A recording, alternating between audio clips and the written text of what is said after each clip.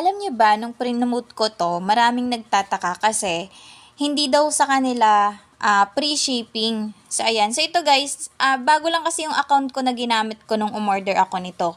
Kaya ano, na-order ko siya ng free shipping ako guys. So ayan, ₱36 ko siya dati nabili, dalawa yung binili ko, isang brown, ito yung brown and yung black na ginagamit ng aking jowa.